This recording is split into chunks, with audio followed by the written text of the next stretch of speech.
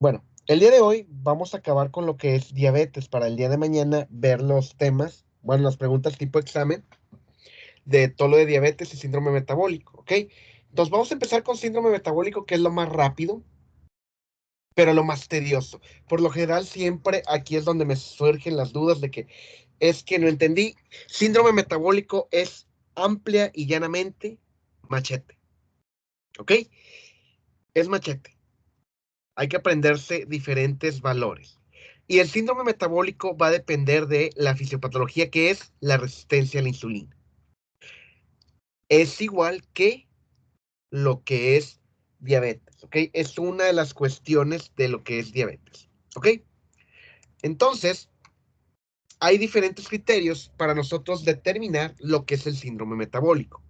De hecho, esta clase no viene en el Cecil, viene en lo que es el Harrison. Si lo quieren leer de ahí, si no, con lo que les mencioné aquí en clase es más que suficiente. ¿Ok? Vamos a tener principalmente 5 grandes consensos, los cuales nos van a determinar lo que es síndrome metabólico. ATP, IDF, ACE, OMS y consenso. Son los 5. Y estos nos van a medir 5 enfermedades. Obesidad, trigliceridemia, colesterolemia, presión arterial, glucosa.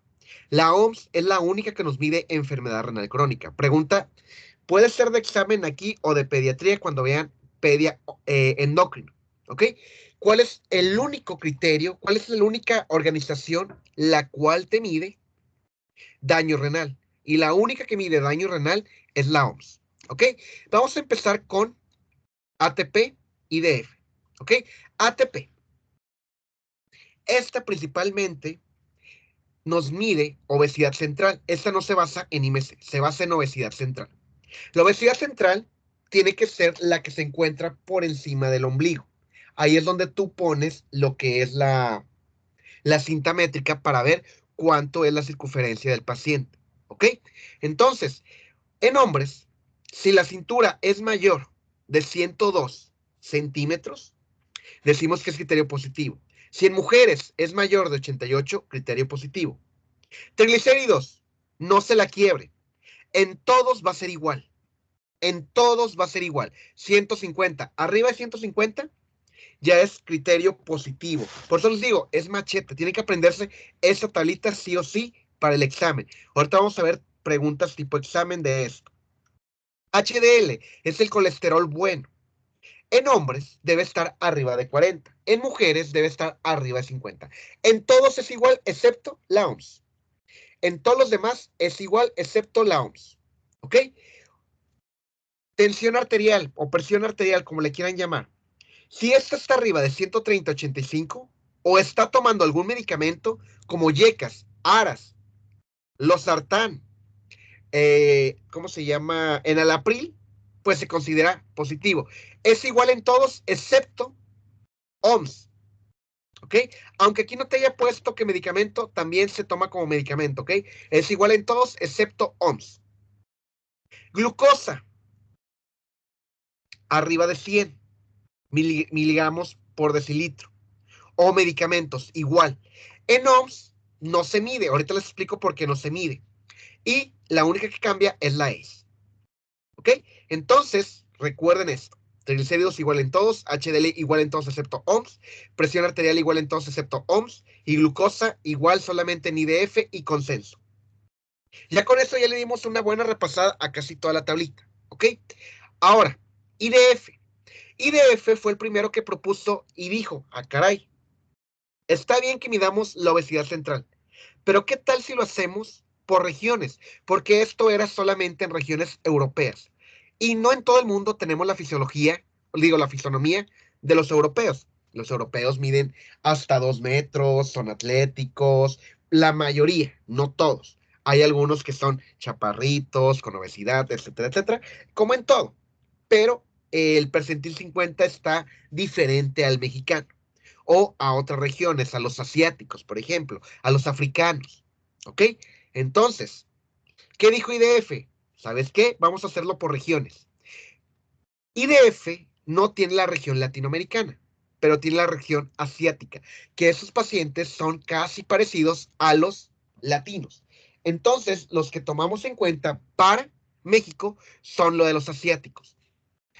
Que la cintura sea mayor de 90 en hombres o mujeres mayor de 80. Pregunta de examen. ¿Cuál de los siguientes criterios diagnósticos es el que te mide o fue el primero en medir cintura por regiones? El que mide cinturas por regiones, el primero fue IDF. ¿Ok?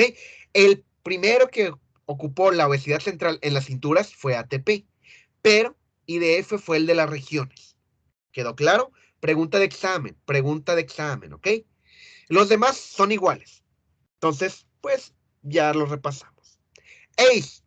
ACE y OMS no te miden obesidad central, te miden IMC. En ACE, principalmente es arriba de 25 con sobrepeso y en OMS es con obesidad. Lo demás de la ACE son igual, excepto glucosa. La glucosa, para que nosotros lo tomamos positivo, va a ser arriba de 110, 126. Se acabó. Ahora, OMS, con un IMC arriba de 30, con obesidad. Triglicéridos iguales.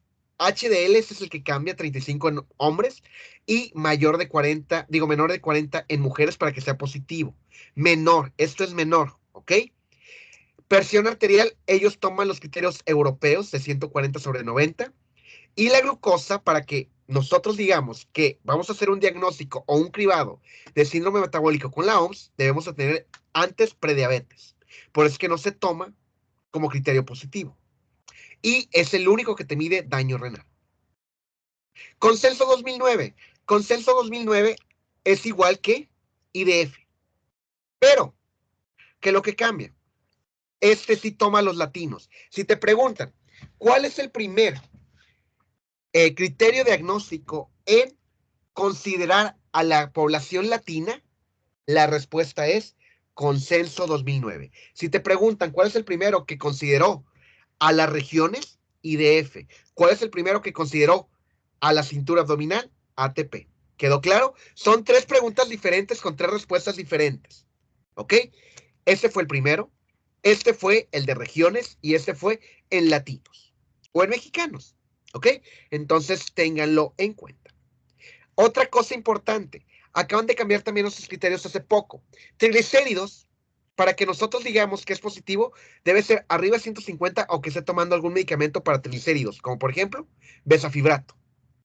Igual, HDL, si está tomando atorvastatina, pravastatina o cualquier estatina, también se considera como positivo. ¿Quedó claro? Entonces, recuerden esto y anoten. Ahora, ¿cómo lo vamos a interpretar nosotros? Ahí viene en inglés mucho, ¿ok? ATP. El ATP significa The National Cholesterol Education Program, que es el NCEP, Adult Treatment Panel 3. ¿Qué es esto? Es el programa de la Educación Nacional del Colesterol en el panel del tratamiento del adulto, ¿ok? En pocas palabras, ATP. En el examen no se ponen de que, ATP.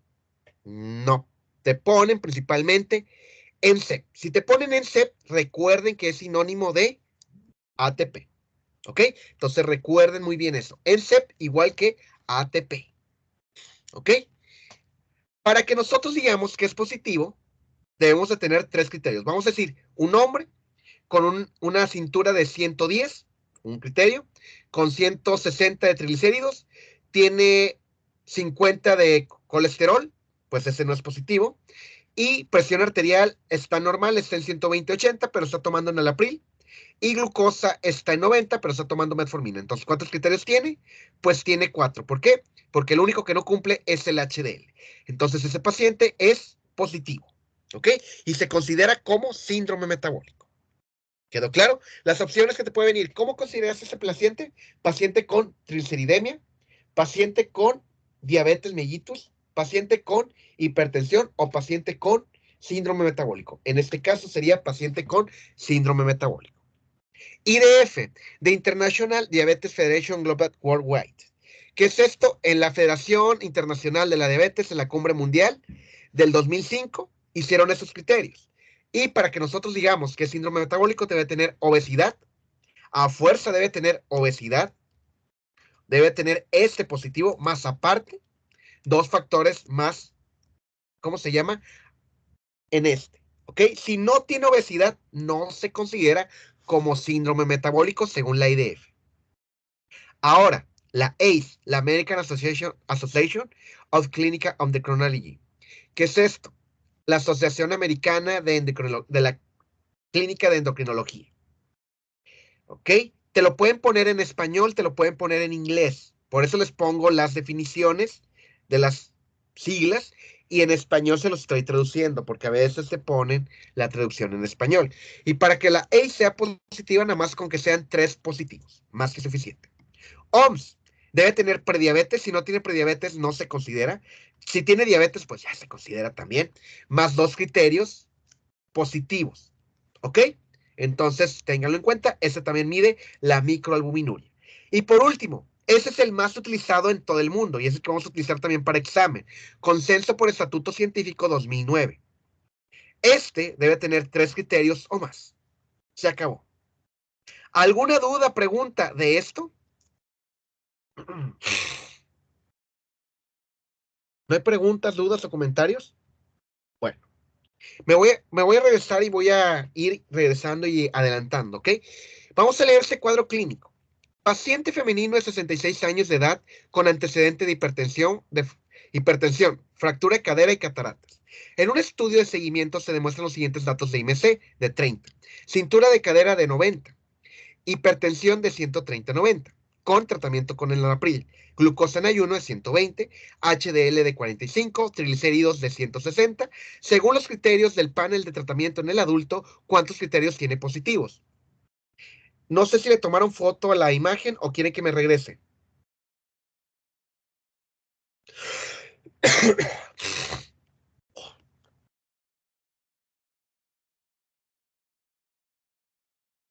Vamos a regresarnos. Ahí está. Si quieren, tomen una imagen. ¿En cuál estamos? En el ACE, ATP, IDF, OMS. ¿Qué es lo que le están pidiendo? Pues le están pidiendo ATP. ¿Ok? Entonces, según ATP, ¿cuántos criterios tiene positivos? Nos vamos a quedar con esto. Estas son preguntas de examen, ¿ok? Vamos a regresar al caso clínico. Ahí está.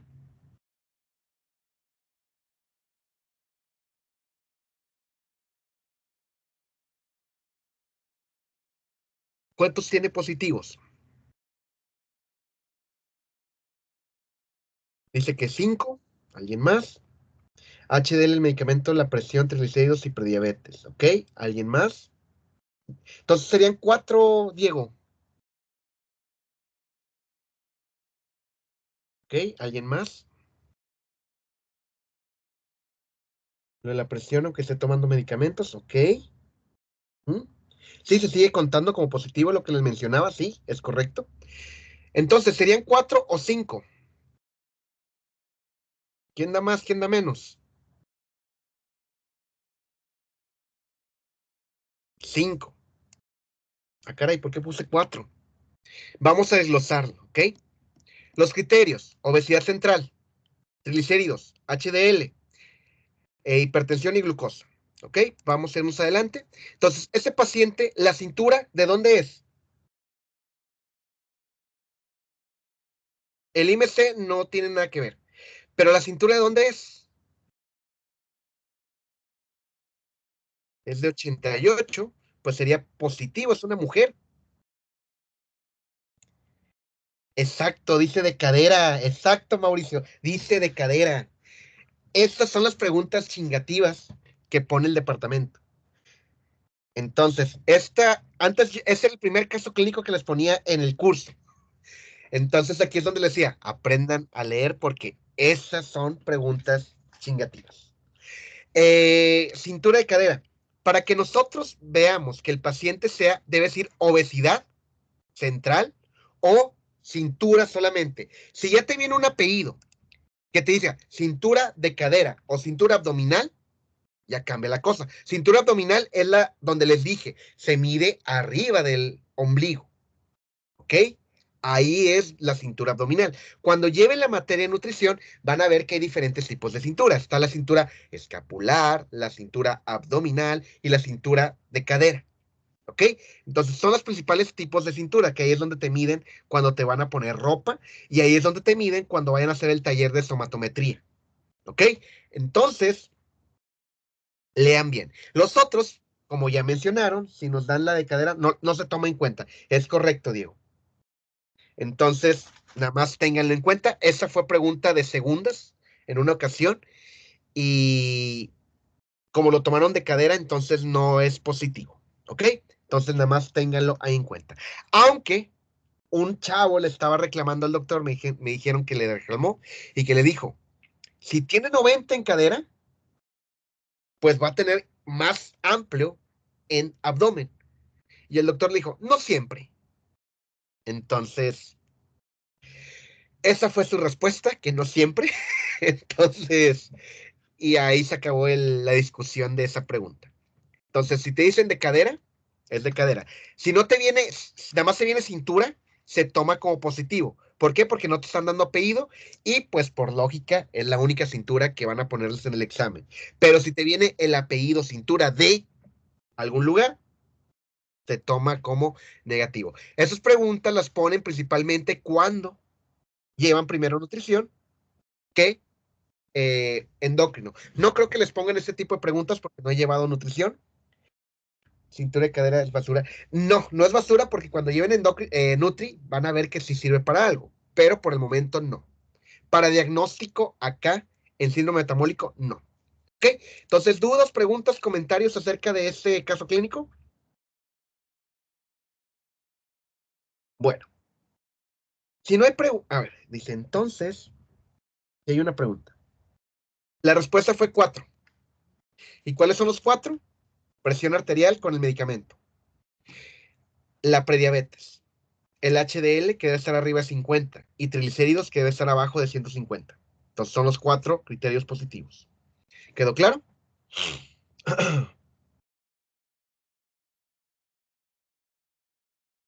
Y por ejemplo, hipertensión. Hipertensión, vamos a ver los criterios. Está en 130 sobre 90. Pues también sería como positivo. Pero te están dando también que está en tratamiento con enalapril. Ajá, debe ser más de 130 sobre 85. Ajá, 130/90. Vamos a decir, si el paciente estaba en 130/80, pero, ajá, porque está en 90, pero vamos a poner otro caso, está en 130 sobre 80, pero aquí está con el enalapril, se toma positivo por el enalapril. ¿Ok? Entonces recuerden cuáles son los medicamentos para hipertensión. Como quiera, ahorita los vamos a ver. Van a decir, ah, caray. Sí, ahorita vamos a ver medicamentos para la hipertensión en complicaciones macrovasculares. Entonces, lo último que tienen que saber del concepto del síndrome metabólico es la dieta para un hipertenso es la DASH. ¿Por qué? Porque es la que contiene menos contenido de sodio. De hecho, H con H, relaciónenlo. DASH para hipertensos. Los genes asociados al síndrome metabólico es el FT0 y el MC4R. Lo importante aquí es dieta y ejercicio. Si tú reduces tu peso corporal entre un 7 al 10% en un año, es estupendo. Ojo, esta fue pregunta en mi examen, pero no venía tal cual. Te decía, ¿cuál de las siguientes aseveraciones es correcto con respecto a síndrome metabólico? Y te venía, realizar ejercicio durante los 7 días a la semana. Inciso A. Inciso B. Eh, realizar dieta cetogénica en estos pacientes. Inciso D. Y digo, inciso C. Perder de 3 a 5 kilos en 6 meses. O, inciso D, comenzar con tratamiento para reducir los factores de riesgo. ¿Cuál pondrían ustedes como correcta?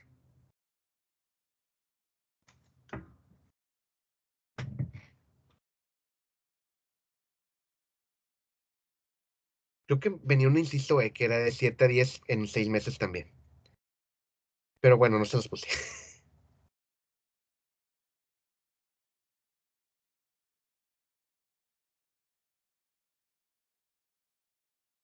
La respuesta es inciso A. El inciso A era, ya no me acuerdo cuál era la. El B era que el paciente, el inciso A es que hiciera ejercicio durante 7 veces a la semana, los 7 días de la semana. Inciso B era que el paciente consumiera una dieta cetogénica. Inciso C es que perdiera de 3 a 5 kilos en 6 meses. Y el inciso D era que el paciente tomara medicamentos para controlar los factores de riesgo.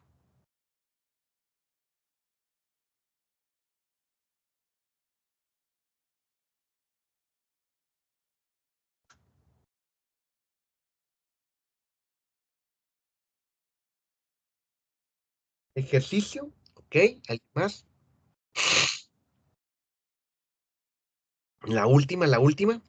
Y pues sí, puedes utilizar medicamento, pero lo que más te ayuda a disminuir el riesgo cardiovascular más antes que los medicamentos es dieta y ejercicio. Entonces, esto es lo que, si tú reduces esto en un año, el paciente está del otro lado. Entonces, la respuesta ahí quedaría entre peso corporal y ejercicio. El ejercicio es de 30 minutos moderadamente, 5 veces a la semana. 5 veces. Y el peso es de 7 al 10% en un año. Dividan esto a la mitad y ¿a cuánto te sale? De 3 a 5% en cuánto? La mitad de un año, 6 meses. La respuesta era C. Esa fue pregunta en mi examen. No te lo van a poner tal cual como viene aquí, que de 7 a 10% pusieron de 3 a 5. Pues sí, la mitad de 7 es 3.5 y la mitad de 5, de 10 es 5. Y la mitad de un año, pues 6 meses. Entonces, si tú reduces de 3 a 5% en 6 meses, sería lo correcto. Por eso les digo, hay que ver la pregunta y entender todo esto de que, a ver, ¿qué me estás queriendo decir? ¿Ok? Entonces, chequen bien estas preguntas porque son preguntas que ustedes se van a saber, lo vimos aquí, pero al momento de leer se pueden llegar a confundir. ¿Ok? ¿Dudas o preguntas de síndrome metabólico? ¿No? ¿Todo bien, todo correcto? Bueno, vamos con el siguiente tema. Creo que se lo vieron el día de hoy. Expresión clínica de índices bioquímicos de la resistencia a la insulina. Lo que te dice este tema es, empieza tratamientos desde mucho antes y el tratamiento es dieta y ejercicio. Se acabó. Siguiente tema. Bueno, no siguiente tema, pero sí hay que ver algunas cosas en específico de este tema. ¿Ok? Veo que están escribiendo. Voy a esperar a que bueno, acaben de escribir y ahorita regreso a la duda que tengan. ¿Ok? Entonces digo, tratamiento oportuno para evitar enfermedades. Como ves, el doctor el día de hoy estuvo más riéndose de nosotros en clase. Sí, de hecho esta clase es como que... Ahí les va. De hecho, yo no llevé esta clase. Fue el semestre siguiente donde llevaron esta clase y fue como que, ¿qué es eso? Y vi el video y el video se la pasa hablando de epidemiología. Ah, y no te preguntan nada de epidemiología. Lo único gratitud Hilari, se la está sí, de hecho, se la está de que yo en el hospital universitario hice ese estudio y que no sé qué y que no sé cuándo y que, ok, sí, está bien. De hecho, venía un artículo en plataforma de esa, ¿cómo se llama? De su investigación. Les digo, ahorita la están renovando por ¿cómo se llama? Porque ya pasaron 5 años de ese estudio, del primer estudio. Yo cuando llevé la materia nos dijeron, y el año pasado empezamos un protocolo en el cual estamos viendo niños que están haciendo apenas con acantosis nigricans, pero eso nos lo decían a nosotros en el tema de diabetes. Y ya después agregaron ese tema. ¿Ok? Bueno, de aquí, ¿qué es lo importante que deben de conocer? Inercia clínica. ¿Qué es la inercia clínica? Es cuando tú tratas los síntomas de la diabetes cuando ya tiene hiperglicemia. ¿La puedes tratar antes? Sí. ¿Es correcto? Sí, pero no lo hace todos. Entonces, el problema que más nos detiene a nosotros es la inercia clínica. Y esa inercia clínica hace que el paciente al momento del diagnóstico haya perdido el 50% de la capacidad del páncreas. Es todo lo que tienen que saber de esta diapositiva. ¿Ok? Ahora, las pruebas para realizar nosotros los índices bioquímicos, para saber si el paciente tiene resistencia a la insulina. Son varios para examen solamente son dos. La pinza euglucémica y hiperinsulinémica, que es también llamada CLAM, y el índice HOMAR-IR. Se acabó. El CLAM es la más específica, pero muy cara. No es para todos los pacientes y solo se utiliza en investigación. Se acabó. Es todo lo que tienen que saber del CLAM. Índice HOMAR. El índice HOMAR es la más utilizada, es más sensible. Esta nos mide un valor de insulina por glucosa entre una constante. Esto nos dice cuánta insulina ocupas para que no haya tanta glucosa en sangre. ¿Ok? Entonces, es lo único que nos menciona y es todo lo que deben saber. La pregunta que te hacen aquí es: ¿cuál es la prueba número 1 para diagnosticar resistencia a la insulina? ¿El CLAM o la pinza glucémica? ¿Cuál es la prueba más sensible o la que más se utiliza? Herramienta más utilizada para el diagnóstico de resistencia a la insulina, índice HOMA.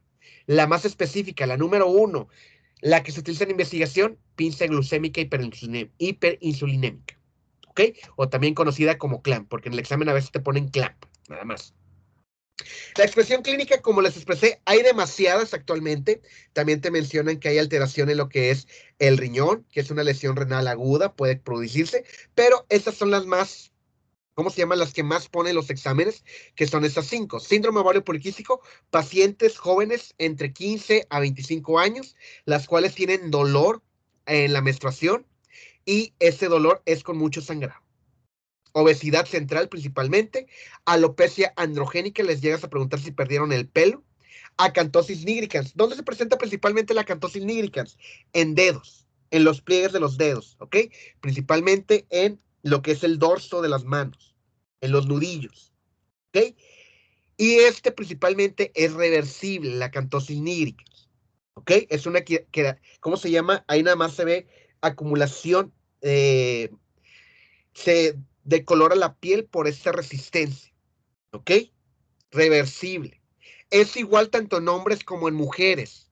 No hay como que, es más en hombres o es más en mujeres. No determina de que si es mujer, ataco más. Si es hombre, ataco más. No, es tanto en hombres como en mujer la misma estadística.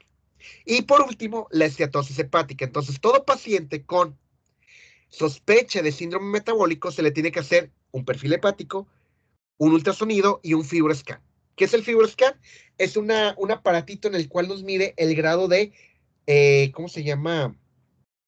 De fibrosis que se encuentra el riñón.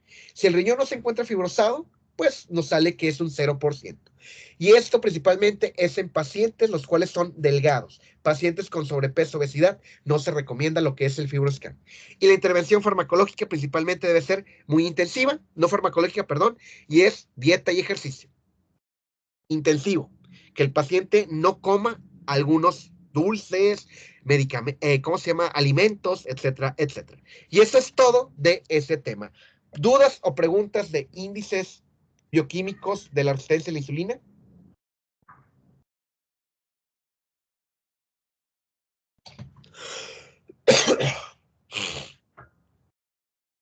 Les digo, este tema nada más se sacan una o dos preguntas y se acabó. No hay mucho que ahondar en él. De hecho, eso es lo importante que deben de saber. Todo lo que vieron el día de hoy no se los preguntan. No se los preguntan, la verdad, se los juro, no se los preguntan. Cuando veamos las preguntas tipo examen mañana van a decir, caray, eso es todo, es lo que te llegan a preguntar. ¿Ok? Entonces nada más ténganlo en cuenta y pues sería todo. Ahora sí, los últimos dos temas. Esos dos temas sí están, bueno, macrovasculares no está largo, el que sigue sí está larguito. Complicaciones macrovasculares. Solamente son dos entidades. Accidente cerebrovascular y infarto, que es una enfermedad vascular periférica, que son las insuficiencias, la insuficiencia coronaria, digo, la enfermedad coronaria, que es el infarto, y la enfermedad vascular cerebral, que es el EBC o el stroke. Factores modificables de riesgo: tabaquismo, alcohol, café, dislipidemia, albuminuria, hipertensión. Todo esto es lo que nosotros podemos cambiar. ¿Ok? Todo esto lo podemos cambiar. Evitar caídas. ¿Ok?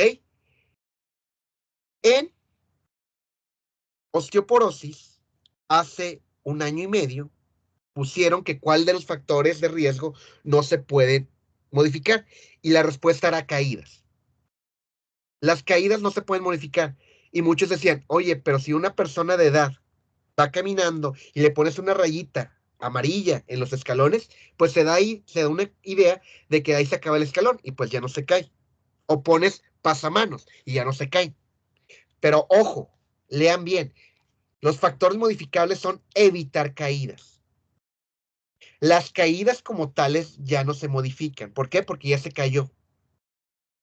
Es la diferencia. ¿Ok? Entonces, nada más para que lo tengan en cuenta. Evitar caídas sería un factor modificable, que es lo que les menciono de los señores ya de edad o los pasamanos. Evitas caídas. Pero ya una caída como tal no se puede evitar. ¿Por qué? Porque ya se cayó.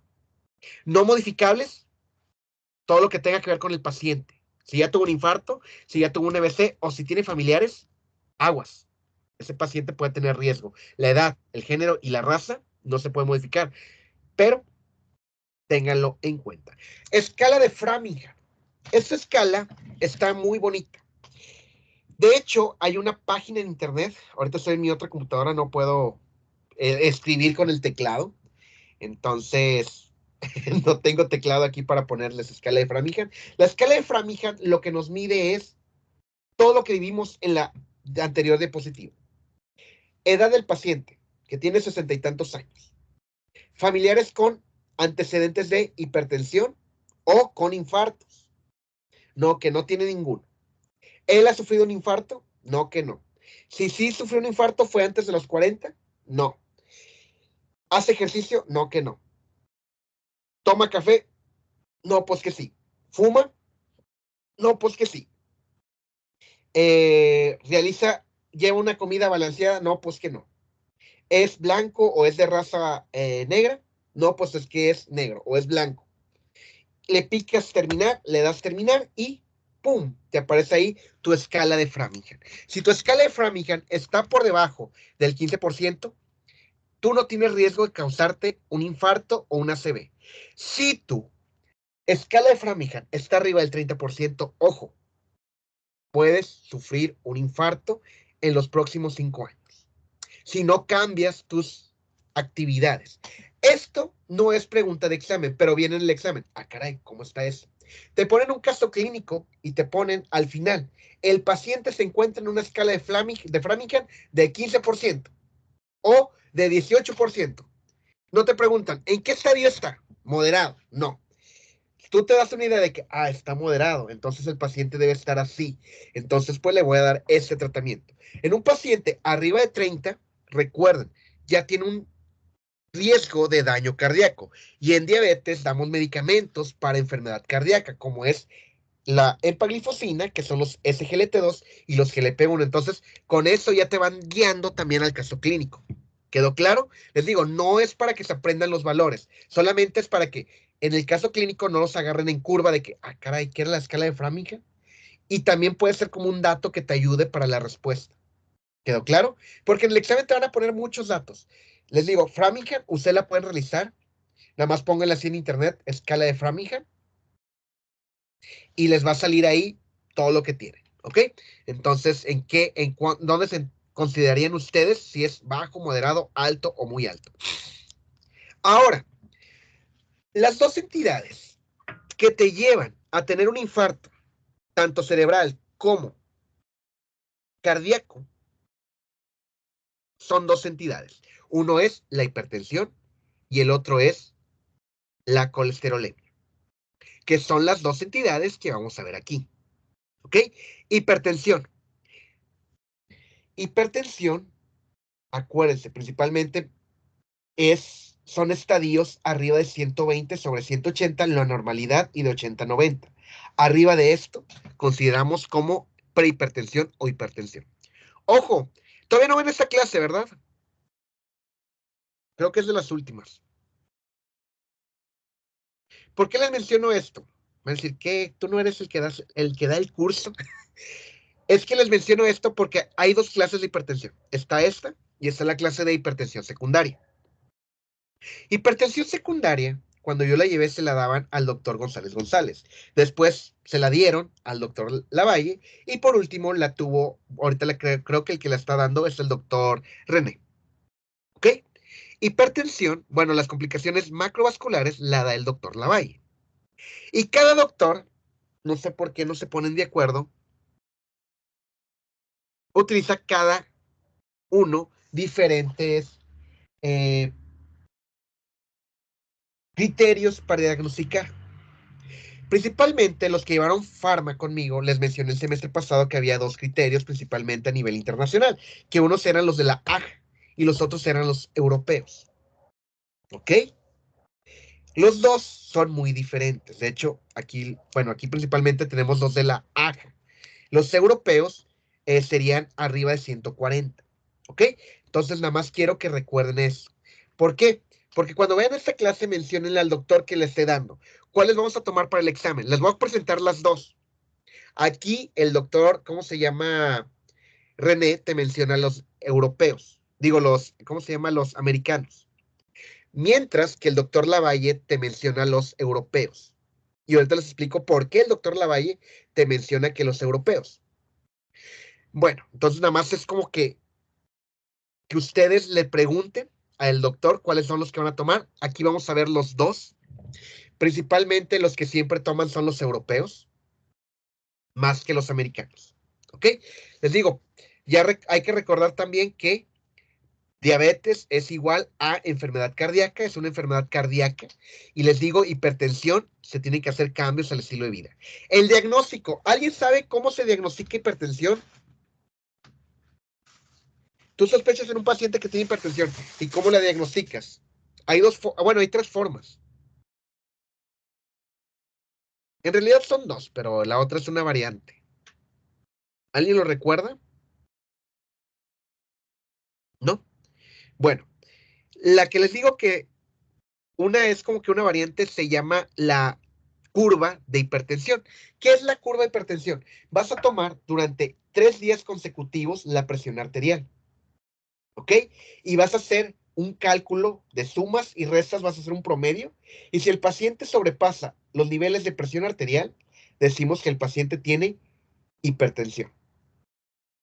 Esto puede ser en el consultorio. La otra variante es que el paciente tenga algo conocido como hipertensión de bata blanca. Entonces, en estos pacientes se mandan a su casa para que se tomen la presión y que no tengan este estrés. ¿Ok? Ahora, el gol estándar para medir hipertensión se llama MAPA, vulgarmente también conocido como Holter. El Holter es otra cosa. El Holter es para medir conducción cardíaca. Lo van a ver cuando lleven la materia de cardio. Lo correcto se llama MAPA, que es el monitoreo aleatorio de la presión arterial. Esa es la forma correcta de diagnosticar nosotros la hipertensión. ¿Y cómo se hace? Pones un esfingomanómetro en el brazo izquierdo y ese va conectado a un aparato que te va midiendo cada hora la presión arterial y hace una curva hipertensiva durante todo el día. Punto. Es todo lo que hace y ya con esto es el método más factible para diagnosticar hipertensión. Ahora, ya una vez diagnosticada, ¿cuál es el tratamiento? Actualmente las guías americanas, que es la AJA, te menciona que primera línea siempre va a ser YECAS. Enalapril, captopril, moxepril, ramipril, todo lo que termine en pril es la primera línea. A menos de que tengan tos, la segunda línea va a ser ARAS. Losartán, telmisartán, ibasartán, cualquiera de estos, candesartán, entraría ahí. Si ya no funciona alguno de estos dos, se agrega un diurético o se agrega un antiagonista de calcio. Para cuestiones de examen, quédense con YECAS y ARAS. YECAS son los que terminan en pril, ARAS los que terminan en sartán. ¿Dudas o preguntas de hipertensión? ¿No? ¿Todo bien? Excelente. Esos son los criterios americanos. Cuando veamos la otra clase, el jueves, les presento los criterios europeos. ¿Ok? ¿Qué nos dice los criterios americanos? 130 a 140 y es hipertensión grado 1.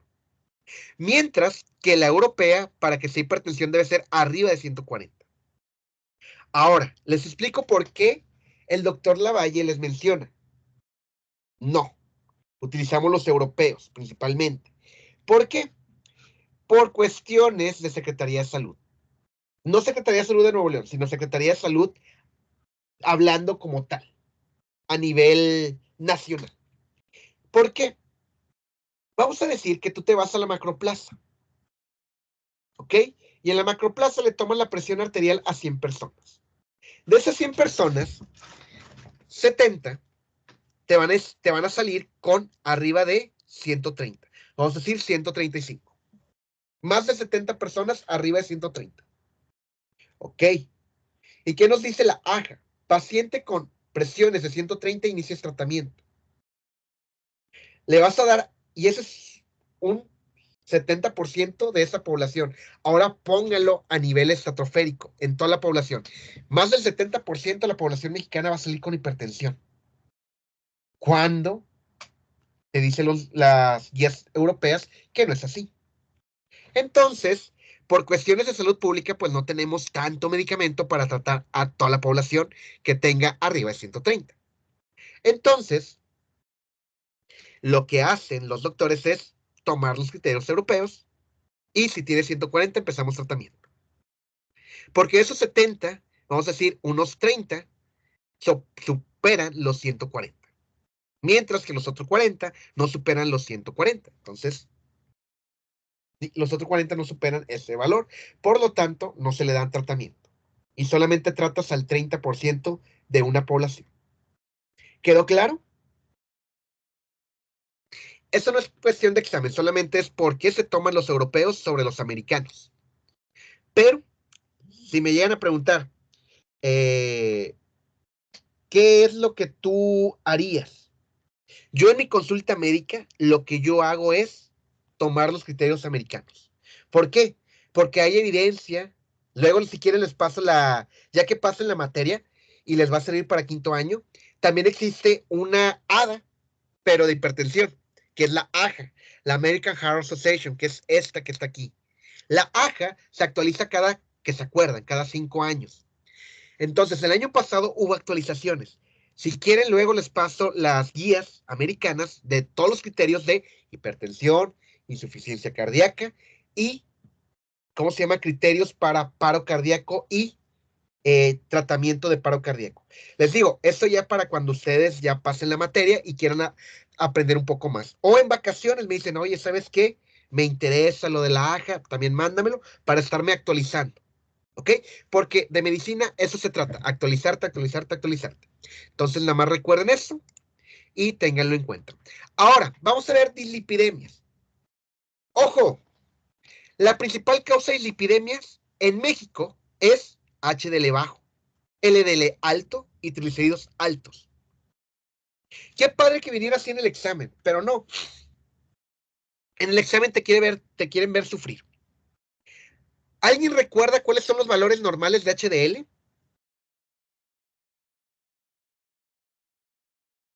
No, nadie lo recuerda. Los acabamos de ver en el síndrome metabólico. Los mismos que vimos ahí son los mismos valores normales. ¿Cuánto en hombre y cuánto en mujer? ¿Se acuerdan? Si le tomaron foto, pues. Recuerden, en hombres el HDL debe estar arriba de 40 y en mujeres arriba de 50. ¿Ok? Entonces, eso es lo normal. LDL. LDL no lo hemos visto, pero se los mencioné en clase. El LDL debe estar por debajo de 100, que es la meta, y en pacientes con infarto abajo de 70. Triglicéridos, ¿cuánto debe estar abajo? Abajo de 150. ¿Ok? Partiendo de esto, te van a poner paciente diabético, el cual le hicieron un perfil de lípidos, ¿cómo esperarías encontrarlo? Y te vienen las opciones. Entonces, en donde tú veas, si te ponen un nombre, donde tú veas que el HDL esté por abajo de 30, abajo de 40, ya dices, ese puede ser positivo. Si el LDL está abajo de 100, también. Y si triglicéridos está, arriba de 100, perdón, arriba de 100, pues ya ahí. Y si triglicéridos está arriba de 150, ese es el perfil que tú vas a estar buscando. ¿Ok? ¿Quedó claro esto? Apréndanse los valores, porque te preguntan números. ¿Ok?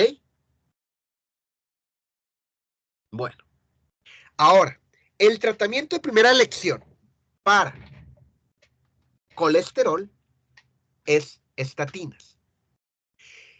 Y el tratamiento con estatinas nos lo va a dar el LDL. Ahorita les explico acerca de esto. ¿Ok? LDL es el que nos da la pauta para el tratamiento con estatinas. ¿Qué estatinas conocen ustedes? Menciónenmelas. Algunas. Menciónenme unas 2, 3. Estatinas.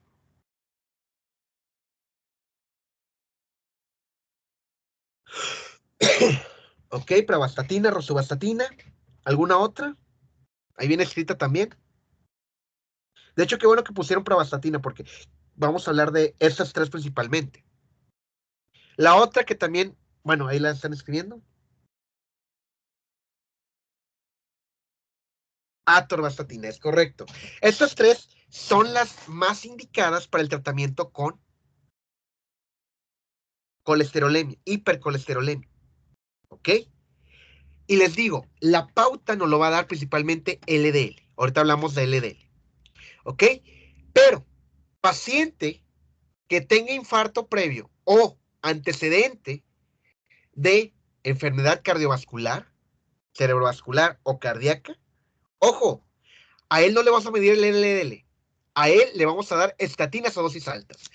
Es la única excepción donde vamos a dar dosis alta de entrada. ¿Ok?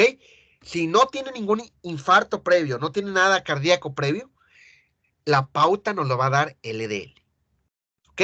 ¿Y cuáles son las de alta potencia? Solamente son 2, atorvastatina y rosuvastatina. ¿Ok? También, pues hay que tener en cuenta que hay estudios como Steno 2 que nos dice que si controlamos los factores de riesgo, reducimos las afectaciones macrovasculares. UKPDS y DCCT nos menciona que tratamiento intensivo con medicamento tradicional nos puede reducir los riesgos microvasculares. ¿Ok? También el New England sacó un artículo donde te menciona que si tú reduces el riesgo de cigarro, puedes recuperar hasta un año de vida. ¿Ok? Aquí está. Suspender el tabaquismo por un año reduce el 50% de infarto y en 2 años hasta un 100%. Y un solo cigarro aumenta el riesgo de enfermedad cardiovascular. Ahora, vamos a aterrizar lo de las estatinas. El LDL es el colesterol más aterogénico que hay. Si nosotros tenemos un LDL arriba de 100, quiere decir que ese paciente está teniendo aterosclerosis. Y esa aterosclerosis puede llegar a causar un taponamiento y un infarto. Entonces, lo que nosotros queremos es que no haya infartos, por eso es que damos estatinas.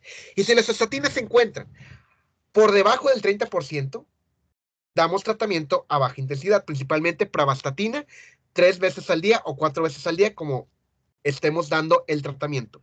Los del seguro que la dan una vez al día, no sé qué están haciendo. Moderada intensidad, de 30 a 49% que esté elevada. Ahorita les explico esto. Aquí ya podemos dar atorvastatina o rosuvastatina. Y por último, si el LDL está por encima del 50%, atorvastatina y rosuvastatina a dosis elevada. ¿Cuáles son las dosis elevadas? 40-80 en atorvastatina y rosuvastatina la mitad, 20-40. Te preguntan las dosis de estas 2. Solamente de estas 2 de alta intensidad.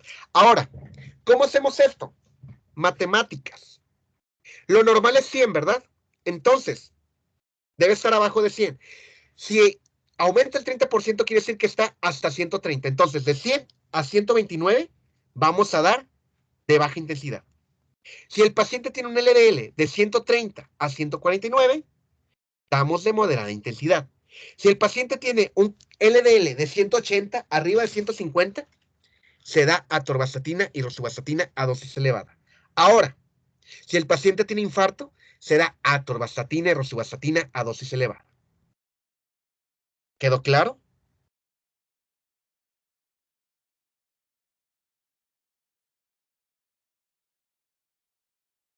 Excelente.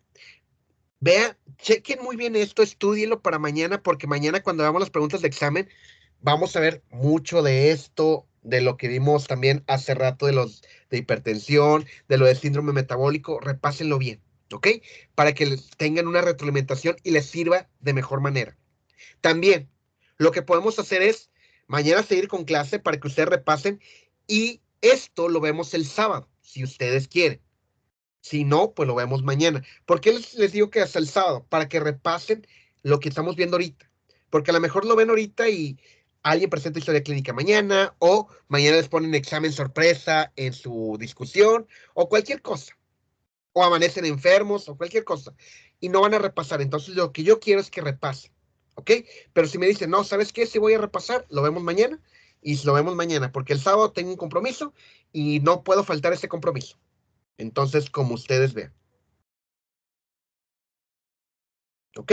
Entonces, nada más díganme ahí. Ahorita pongo la encuesta ahí en WhatsApp de que cómo quieren, si mañana o el sábado, y ya vemos qué onda con eso. O el viernes, como se les haga más.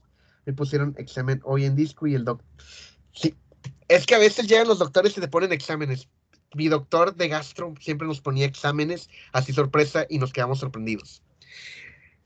Entonces sí era como que, ay, caray, ¿qué es esto?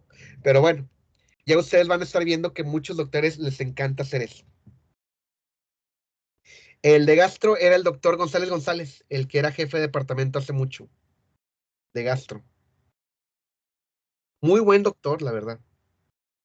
Ah, es el que te da. Sí, él llega a poner exámenes sorpresas. Entonces estás con él. Dile que le mando saludos. Ay, me acuerdo que en la última clase se dio cuenta que daba cursos de farma y dijo, nunca digas que eres becario de algo. Si alguien está con él, no digan que eres becario de algo porque te agarra y no te suelta en toda la discusión. Entonces, él se enteró al final que daba cursos y me dijo, ay, te hubiera agarrado bien y bonito, pero te escondiste. Y sí, me escondí. Bueno, vamos a continuar. Complicaciones agudas de la diabetes. Esto ya es lo último que vamos a ver el día de hoy. ¿Ok? Estos temas, bueno, esto principalmente son tres entidades: hipoglucemia, cetoacidosis y el estado hiperosmolar hiperglicémico no cetósico. Este último parece trabalenguas. ¿Ok? Vamos a empezar con la hipoglucemia. Esta es la más frecuente de todas. De todas las complicaciones agudas, es la más frecuente y es la más de las más terroríficas. No es la más terrorífica porque vamos a ver otras como cetoacidosis, pero sí es como que, ah, caray, tiene un efecto adverso que dices, aguas. Hay que tenerle mucho cuidado a esta complicación. ¿Ok? Para que nosotros digamos que el paciente tiene hipoglucemia, debe estar por debajo de 70 miligramos por decilitro. Puede ser en glucosa capilar, puede ser en glucosa plasmática, en ayuno. ¿Ok? Entonces, si nosotros decimos que está por debajo de 70 miligramos por decilitro, pues ahí nosotros decimos que el paciente tiene una hipoglucemia, ¿cómo se llama? Como tal. Para que nosotros digamos que es una hipoglucemia, debemos tener tres características, y eso se conoce como la tríada de Whipple. La tríada de Whipple es que el paciente presente síntomas y signos de la glucosa disminuida. ¿Alguien recuerda los fenómenos, los síntomas característicos de la hipoglucemia? Los que llevaron farma conmigo debieron de haber, bueno, se los mencioné en clase de que el paciente llega así, así, así, por eso no se dan los beta bloqueadores, porque enmascaran la hipoglucemia, principalmente con los cuadros adrenérgicos. ¿Cuáles son los cuadros adrenérgicos? Pues principalmente taquicardia, pueden llegar a tener, ¿cómo se llama? Sudoraciones, nerviosismo, palpitaciones. Entonces, el paciente, si tiene algo de esto, ojo, probablemente tenga una hipoglucemia.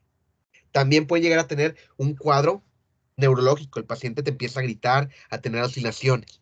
¿Ok? Segundo dato, los niveles de glucosa están disminuidos. Si tú le tomas una glucosa capilar, está bajo de 70. ¿Ok? Signos y síntomas y glucosa bajo de 70. Tercer dato, le das carbohidratos y si mejora, era una hipoglucemia. Esa es la triada de Whipple. Como que se hace muy lógico, ¿no? Signos y síntomas, le tomas la glucosa, está baja, le das tratamiento, recupera. Eso es la triada de Whipple. ¿Ok? Y esto quiere decir que el paciente en realidad tiene hipoglucemia, porque si no puede ser causada por cualquier otra alteración. ¿Ok? Entonces nada más recuerden esto. Ahora, las causas. Las causas principalmente pueden ser derivadas de lo que es la diabetes mellitus tipo 1 o diabetes mellitus tipo 2. ¿Ok? En la diabetes mellitus tipo 1, el más común es, te inyecta la insulina. Vamos a decir, lispro asparaglucina, pero no comes. Si no comes los alimentos, ¿qué pasa? Pues hay una hipoglucemia. Segundo, te utilizas mal la insulina, estás dando una dosis de más, ¡pum! Baja. ¿Ok? Entonces, nada más ténganlo en cuenta. El tercero, hay algo conocido como el fenómeno de Somogy. ¿Alguien sabe qué es el fenómeno de Somogy?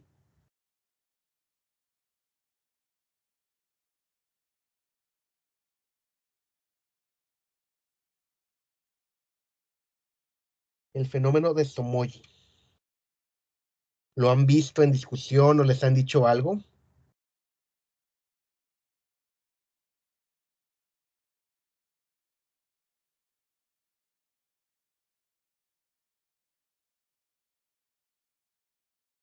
Bueno, el fenómeno de Somogy es cuando ¿cuándo es el periodo más largo de ayuno? El periodo más largo de ayuno principalmente es en la noche, el nocturno, en la madrugada. Entonces, principalmente en la madrugada a las 2, 3 de la mañana hay un proceso de hipoglucemia, ¿ok? Principalmente cuando se inyectan con insulinas NPH, ¿ok? Entonces, aquí hay una disminución de este efecto y hay una hipoglucemia.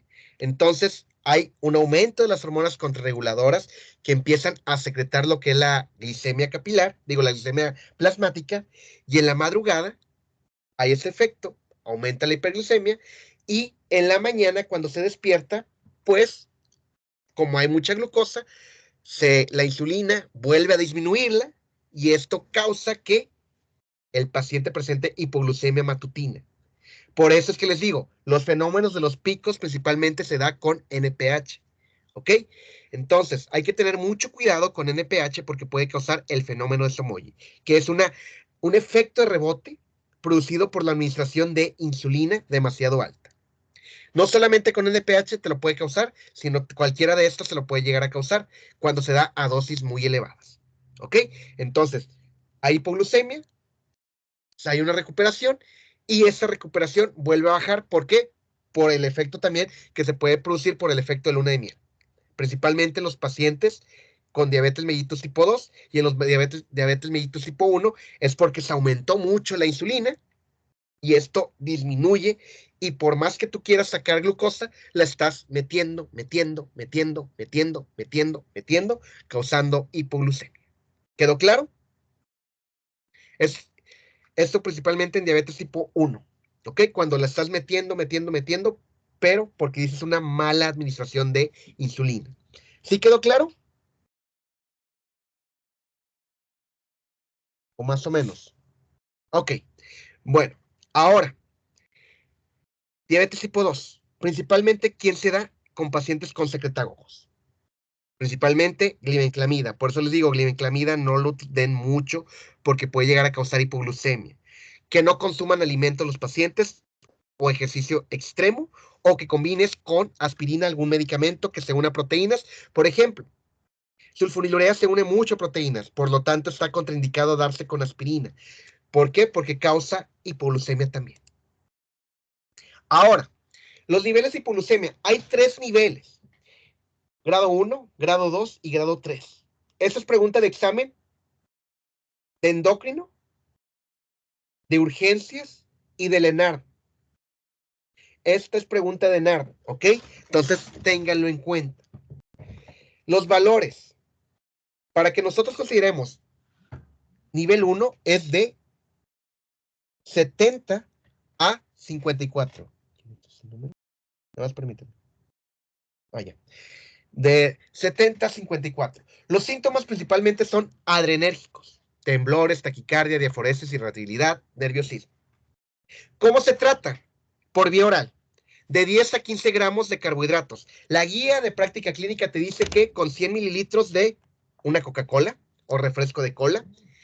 La guía de práctica clínica te dice que con 8 panditas. La guía de práctica clínica te dice que con 3 a 5 salvavidas. Los salvavidas son esas, ¿cómo se llama? Dulcecitos que parecen como una ruedita y que en medio trae como que un ojito. Con una coca y un bolillo para el susto también. No, de hecho, la GPC te menciona la coca. 100 mililitros de refresco negro para contrarrestar lo que es la hipoglucemia. Esa fue pregunta de NAR, por eso les digo, esas son preguntas de NAR. En endocrino, te preguntan la cantidad, 10 a 15 gramos. Puedes utilizar miel, que sean carbohidratos simples, ¿ok? Abajo de la lengua para que el paciente recupere de manera rápida. No te menciona tanto lo de la coca y todo eso porque son carbohidratos ya, como se llama, procesados y complejos y se tardan más en absorberse. Entonces, principalmente, carbohidratos simples pueden funcionar. Menos de 54. Aquí principalmente son alteraciones neurológicas. Cefalea, cambio de conducta, el paciente se pone a gritar, debilidad y confuso. El paciente no sabe ni quién es. Igual, el tratamiento es vía oral. Grado 3. El paciente puede tener 60, pero o está inconsciente, o está en coma, o está convulsionando.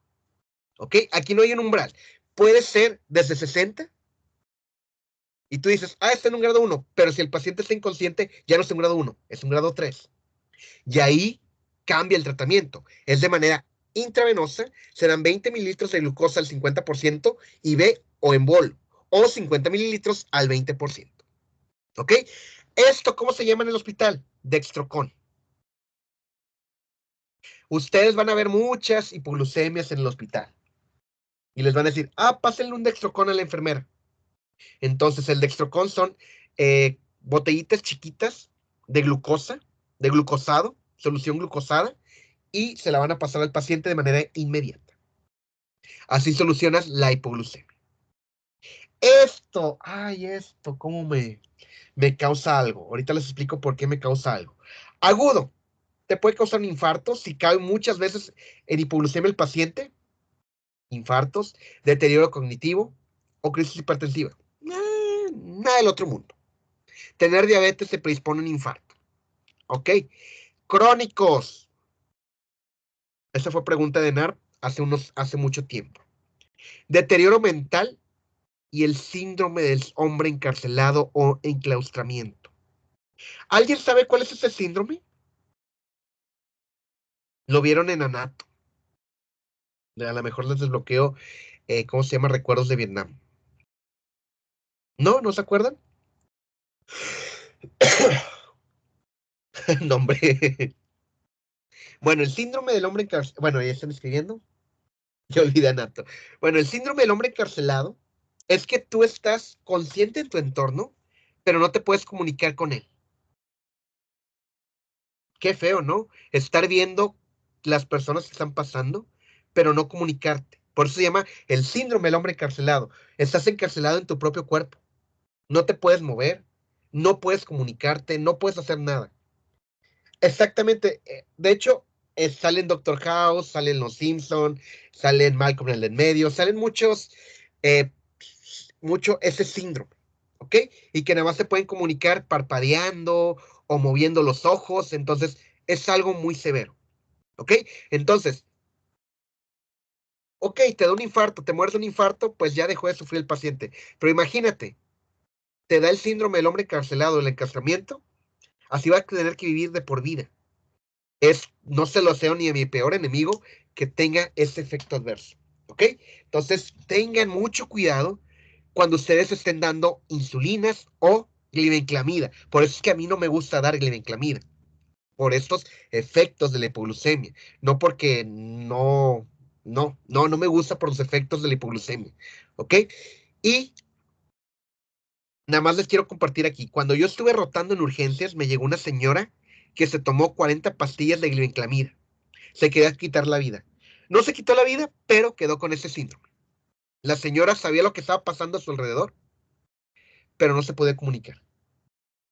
Ha sido la historia más triste que he visto en mi vida. La señora tenía 24 años, señora, ni era una señora, era una señorita, 24 años. Y se quería suicidar por el novio, con glibenclamida. ¿Por qué? Porque su mamá toma glibenclamida, la vio ahí, se la tomó, no se mató, pero le causó ese síndrome. Es triste, pero suele pasar. Entonces, por eso les digo, me causa como que algo hablar de este tema, porque a mí me ha tocado verlo en el hospital. Les digo, en el hospital van a ver muchas cosas. El hospital es el mejor lugar para aprender o es el mejor lugar para no hacer nada. Ustedes deciden cómo lo van a hacer. Si quieren ser la mejor experiencia, van a aprender demasiado, van a ver demasiados casos y van a decir, wow, lo que me decían en clases era cierto. Si no, pues pueden bagrear y van a pasar como quieran sus materias, ¿ok? Entonces, dedíquense a aprender cuando vayan a rotar al hospital, ¿ok? No le tengan miedo al hospital también.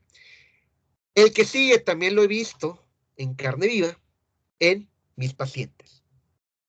Principal causa de consulta de urgencia por descontrol de diabetes, cetoacidosis. Principalmente en diabetes tipo 1. La diabetes tipo 1 es con lo que debutan los pacientes con cetoacidosis. Esto es disminución de la insulina y un aumento de las hormonas contrarreguladoras, como cuáles: cortisol, hormona de crecimiento, glucagón y catecolaminas. Esas se aumentan, insulina disminuye. ¿Quedó claro? También, ¿por qué aumentan los ácidos grasos? ¿Por qué aumenta el metabolismo de estas sustancias? Bueno, ahí va el contexto. Tú no tienes insulina. ¿Dónde está la glucosa? En sangre. ¿Y dónde ocupas la glucosa? En célula. Entonces, ¿qué es lo primero que hace el cuerpo? Oye, ¿sabes qué? Me estoy quedando sin reservas de energía en la célula. Ocupo energía. Come. ¿Qué pasa con esos pacientes? Empiezan a tener polifagia. Están comiendo. Tienen más glucosa en sangre. ¿Qué pasa? No llega a célula. Pero hay más glucosa. ¿Qué pasa con el paciente? Aumenta la osmolaridad. Entonces, orina. Polidipsia. Está perdiendo líquidos. ¿Qué pasa? Hay que recuperarlos. Poliuria. Están teniendo poliuria. Están orinando mucho, hay que recuperar. Toma agua. Polidipsia. Ahí están las 3P. ¿Ok? Ahora, no es suficiente con la comida que pusiste. Pues hay que sacarle las reservas. Saca de hígado. ¿Sabes qué? Sigo igual. No llega célula. Grasas. Entonces empiezas a quemar grasa y por cada molécula de grasa que tú que estás quemando, generas una partícula de ATP por 3 partículas de ácidos cetónicos. Y esos 3 compuestos es acetoacetato, acetona y beta hidroxibutirato. Entonces, empiezas a perder grasa. Y si pierdes grasa, se traduce en pérdida de peso. Entonces tienes las 4P con la cetoacidosis. Entonces, ya con esto nos explicamos el cuadro clínico de la cetoacidosis. Y aparte, como estás teniendo una destrucción de cuerpos cetónicos, hay una respiración conocida como Kussmaul. Empiezas a empezar a respirar. ¿Por qué? Porque no tienes energía. Y otra cosa, el hidroxibutirato es la sustancia más ácida del cuerpo. Es lo que te causa la cetoacidosis como tal. Pregunta de examen. ¿Cuál es la sustancia de los cuerpos cetónicos más ácidos? El beta hidroxibutirato. A veces te lo preguntan como, ¿cuál de las siguientes aseveraciones es correcta con respecto a cetoacidosis? Beta hidroxibutirato es el más ácido de los 3 compuestos, de los 3 cuerpos cetónicos. Entonces, recuerden eso. ¿Ok? Entonces, y ese puede llegar a causar que al momento de que esté respirando, produzca un olor parecido a frutas. ¿Ok? Por los carbohidratos que están teniendo y por aparte la glucosa, la grasa que se está quemando. ¿Ok? El paciente, ¿cómo va a encontrarse? Pues si está mucho ácido en sangre, va a tener una acidosis. Entonces, ya con esto, ya estamos teniendo el cuadro clínico de la cetoacidosis con la primera diapositiva. Entonces, puede haber acidosis metabólica por aumento de cuerpos cetónicos. Las causas, principalmente siempre te van a poner que es una infección urinaria en el cuadro clínico. Omisión por no aplicarse insulinas en diabéticos tipo 1, pancreatitis e infartos. Síntomas: poliuria, polidipsia y pérdida de peso, catabólico, síndrome diabético.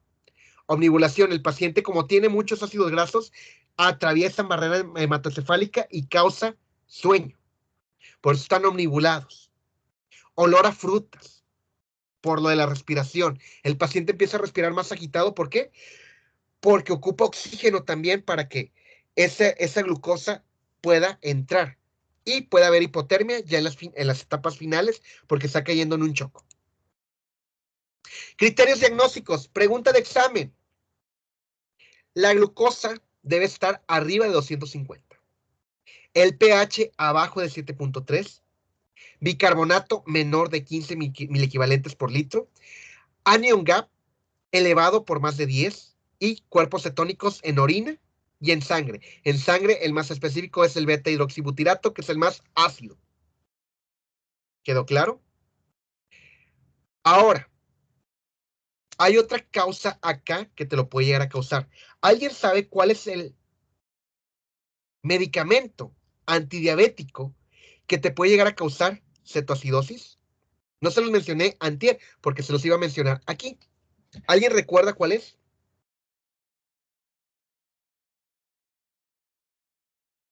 Creo que se los preguntaron en evidencias el semestre pasado. Antidiabético que produce cetoacidosis como efecto adverso.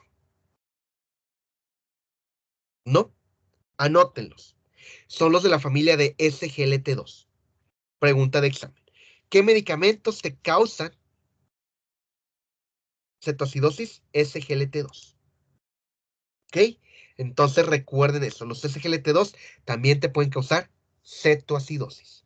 Ahora, diferenciales. ¿Se acuerdan que el semestre pasado les mencioné la mnemotecnia Kussmaul, los que estuvieron conmigo?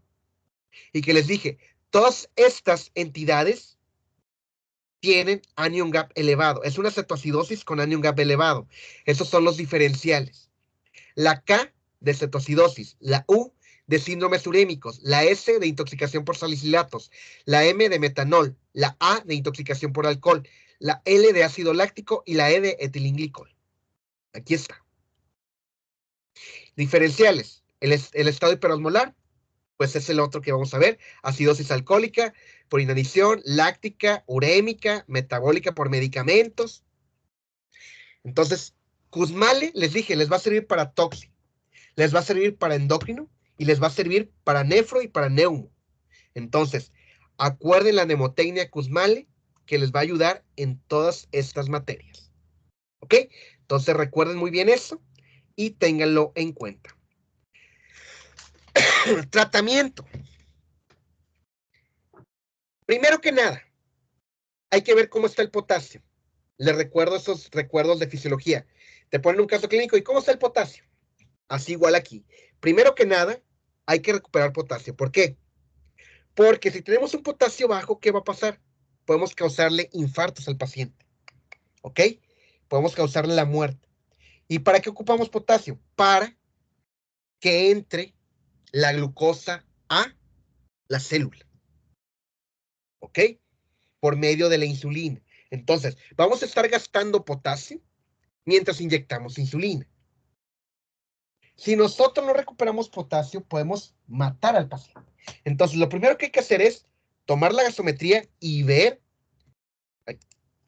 ¿por qué no se regresa? Y ver cómo se encuentra ese pH y cómo se encuentran los electrolitos en sangre. Una vez visto esto, vamos a ponerle una carga de líquidos, principalmente reposición por fisiológicos, puede ser un Harman, a una velocidad de 15 mililitros por kilogramo de peso, para reponer primero potasio. Lo primero que vamos a hacer es reponer potasio. ¿Ok? Después de esto, aplicar insulina. ¿Qué tipo de insulina vamos a aplicarle en la cetoacidosis? Se los mencioné ayer. ¿Qué insulina se pone? Ya la vieron ahí. Rápidas. Ajá, ¿cuál es la específica de las rápidas? Nada más hay una. La cristalina, es correcto. Cristalina regular. ¿Cómo se pasa? intravenosa en un bolo de 0.15 unidades por kilogramo, seguido de una infusión de 0.1 miligramo 0.1 unidades por kilogramo por hora. Y se disminuye cuando desaparece la cetoacidosis.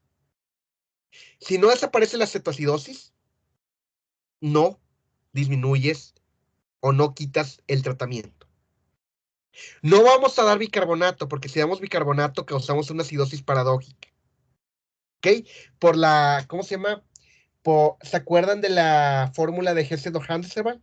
Donde bicarbonato se transforma en ácido carbónico y de ácido carbónico ya se genera el CO2. Bueno, aquí si nosotros damos bicarbonato, ¿cómo se llama? La enlaza carbónica va a hacer que se produzca de bicarbonato a ácido carbónico. Y el ácido carbónico es un ácido y va a producir una acidosis y nunca va a bajar el paciente de una acidosis y se muere. Entonces no se da bicarbonato, solamente se da reposición de potasio e insulina. Complicaciones: si damos de manera inmediata el líquido, podemos causar edema cerebral. Si no tratamos, la cetoacidosis puede llegar a causar síndrome de estrés respiratorio, enfermedad renal crónica, arritmias y coma. ¿Ok? Entonces, es muy importante cetoacidosis. De cetoacidosis se vienen preguntando unas 5 a 6 preguntas en el examen. Es un caso clínico. La primera pregunta es que lo identifiques. La segunda pregunta es los síntomas o cuál no está presente o cuáles son las causas que puedes llegar a hacer ahí, lo de la empaglifosina, canaglifosina, los SGLT2. Te pueden preguntar lo de los criterios, te pueden preguntar lo de las hormonas contrarreguladoras, te pueden preguntar los diferenciales, te pueden preguntar el tratamiento, que es lo primero que haces, reponer líquidos y después pasar la insulina, y las complicaciones. Entonces, es muy importante cetoacidosis porque sí te lo llegan a preguntar mucho. La mayoría de mis alumnos que he tenido odian ese tema. A mí me gusta. ¿Por qué? Porque lo vi muchas veces en urgencias. Lo vi muchas veces en mi servicio.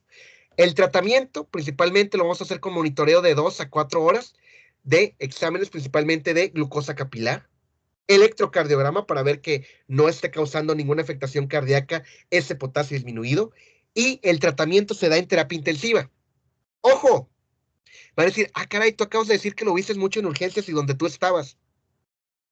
Bendito México y tercer mundo.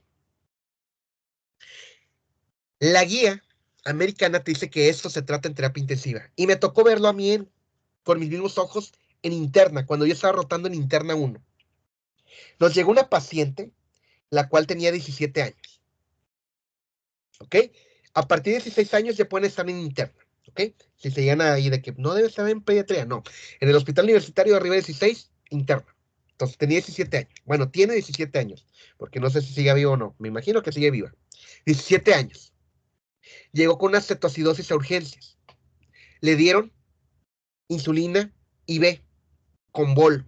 La mandan a piso, a segundo piso, en interna 1, la que está del lado izquierdo. Nos llega la enfermera y nos dice, doctor, la paciente presenta taquicardia y está sudorosa.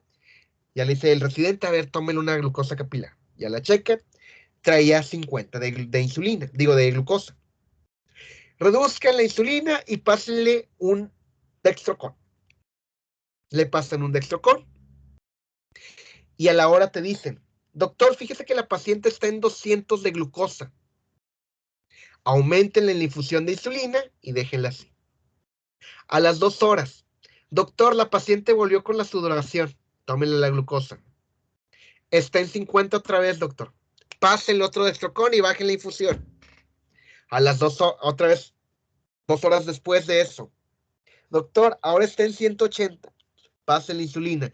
Es un cuento de nunca acabar. Por eso es que se da en terapia intensiva. ¿Por qué? Porque allá está regulado.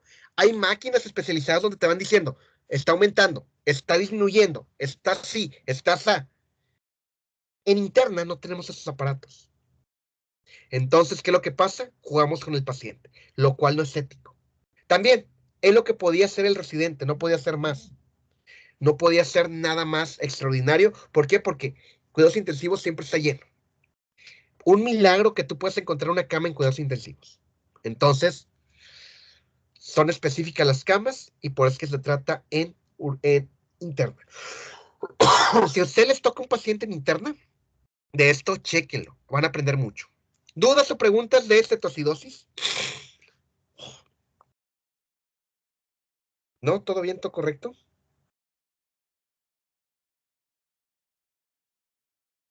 Excelente. Vamos a pasar al último tema de diabetes. Ya vamos a acabar diabetes. Estado hiperosmolar hiperglicémico no cetósico. Es el más común en diabetes tipo 2.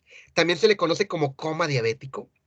Aquí la glucosa plasmática llega a ser mayor de 600 miligramos. Por eso les digo, ese es el que conocen ustedes como coma diabético. Y para que nosotros digamos que un estado hiperosmolar debe tener una hiperosmolaridad arriba de 300 o 320 miliosmoles. Hay que recordar fisio. ¿Cómo se saca la osmolaridad? Porque no te van a decir, el paciente tiene tanto de osmolaridad. Tú debes hacerlo. En fisio nos dijeron que era sodio por 2 más urea entre 6 más glucosa entre 18. Para cuestiones de examen, nada más multipliquen sodio por 2 y sumen glucosa entre 18. Se acabó. La urea no la tomamos en cuenta. ¿Ok? Entonces ténganlo en cuenta. Podemos hacer el ejercicio. Vamos a decir que de sodio tiene 145. 145 por 2, ¿a cuánto les da? Como a 290. Sí, 290. Y 600 entre 18, ¿cuánto les da? Déjenme lo hago. De glucosa vamos a decir que tiene 600. 600 entre 18, sale a 33 más los 290 que tenía y tiene una osmolaridad de 323. Entonces, ese paciente tiene un estado hiperosmolar hiperglicémico no cetósico. ¿Quedó claro? Entonces, en el examen no te van a pedir que saques la fórmula, pero te van a decir, ¿qué piensas que tiene ese paciente? Entonces tú debes hacer los cálculos matemáticos y recordar esto. Hubo un segundas donde pusieron la fórmula, pero son preguntas así como que clavaditas. De ahí en fuera no te llegan a preguntar esto. ¿A qué se debe? Principalmente a infecciones respiratorias o neumonías, principalmente esas infecciones respiratorias bajas. Bronquitis, neumonías, te pueden llegar a causar esto. ¿Ok? También puede ser ocasionada por la disminución de la excreción renal de la glucosa por depresión de volumen. El cuadro clínico, el paciente está deshidratado. Como está con mucha osmolaridad, empieza, ¿cómo se llama? A perder líquidos. ¿Ok? Entonces, como hay una pérdida de líquidos, el paciente se deshidrata. Puede haber hipotensión, hipernea, confusión por la pérdida de líquidos. De hecho, aquí puede llegar a tener un shock séptico, digo, un shock hipovolémico, y puede llegar a tener crisis convulsiva por el exceso de sodio también. Diagnósticos diferenciales, accidentes cerebrovasculares, la cetocidosis también puede llegar a ser esto. El tratamiento. Aquí el tratamiento no lo vamos a clavar tanto, nada más hay que dar reposición de líquido, que no contenga sodio, dar soluciones hipotónicas. Porque si damos soluciones como la solución fisiológica al 0.9% de sodio, te echas al paciente. Entonces la hidratación es lo más importante y que sean soluciones hipotónicas, como el Harman. Punto. ¿Dudas, preguntas, comentarios de lo que hemos visto hasta el momento?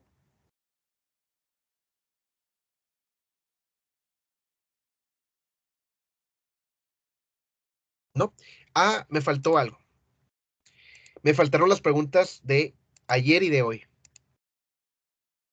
Déjenme lo vuelvo a proyectar. Ahí se está viendo, ¿verdad? Mi pantalla. Sí, está bien. Bueno, voy a leer el caso clínico y usted la contesta, ¿ok? Paciente masculino de 60 años con el tratamiento de metformina y exenetida con una hemoglobina glicosilada de 9.5%, con una creatinina de 1.1, con una tasa de filtrado glomerular de 60. ¿Cuál sería su siguiente paso? ¿Qué haría? Estamos repasando tanto insulina como lo que vimos hoy, micro, macro y agudas.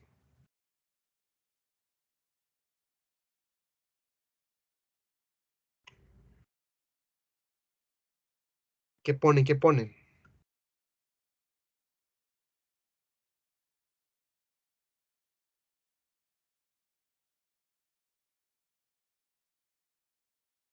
Nada. Dicen que la B. Y pues sí, la respuesta correcta aquí es insulina, principalmente basal. ¿Ok? Ahora la que sigue, paciente femenino de 66 años, antecedente de diabetes, con tratamiento de metformina e insulina, la cual llega a urgencias con un cuadro de confusión, taquicardia y diaforesis. ¿Cuál es el diagnóstico más probable en esta paciente?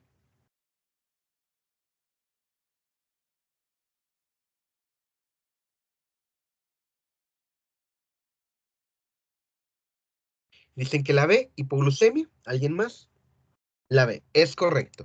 Pues aquí la paciente puede haber sido que se puso mala insulina y pudo haber estado en un estado de hipoglucemia. Cetoacidosis, pues no te llega con datos de cetoacidosis como tal, no tiene lo de la respiración de Kussmaul, no tiene el síndrome diabético, etcétera, etcétera. Y pues el estado hiperosmolar no te llega con datos de deshidratación. ¿Cuál es el tratamiento de esta paciente? ¿Cuál pondrían?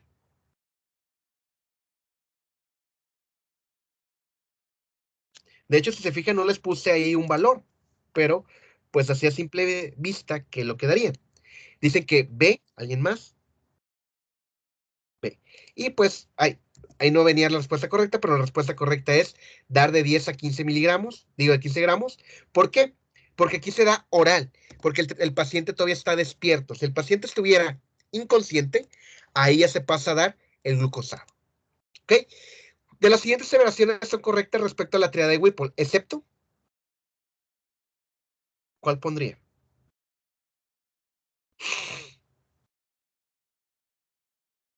La C, ¿alguien más? La C, es correcto. Existe anatomosis, esto es de la artropatía de Charcot, de las úlceras.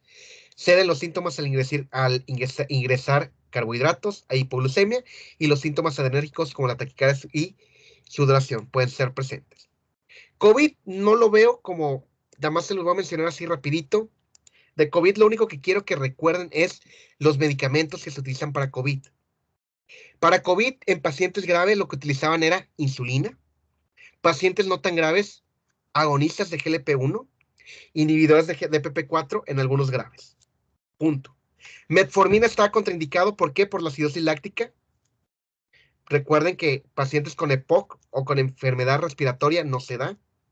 SGLT2, ese era manejo intrahospitalario, en el hospital no se utilizaba. Tiazolidinionas causaban retención de líquidos.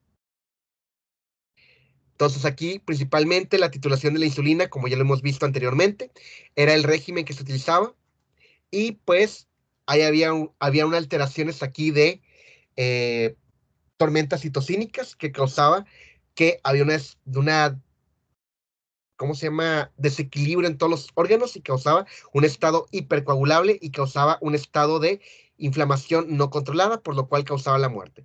De hecho, diabetes, si tú no lo llegas a controlar, te puede llegar a causar un estado de respuesta inflamatoria y un estado de hipercoagulidad por aumento de triglicéridos y colesterol. Entonces, pues esa era algo parecido, nada más recuerden eso. Tiroides, lo único importante tiroides que quiero que recuerden es paciente que tenga COVID, hay que hacerle perfil tiroideo. ¿Por qué? Porque puede llegar a causarle un síndrome autoinmunitario tirogástrico. La mayoría de los pacientes les causaba esto después de ¿cuánto? De 3 a 6 meses. Y se acabó. También puede causarles un hipotiroidismo por la tormenta citocínica, causaba una tiroiditis y después causaba el síndrome autoinmunitario tirogástrico, que era el hipotiroidismo. ¿Dudas, preguntas, comentarios? ¿No? ¿Seguros? Bueno, si no hay dudas o preguntas o comentarios, con esto acabamos la clase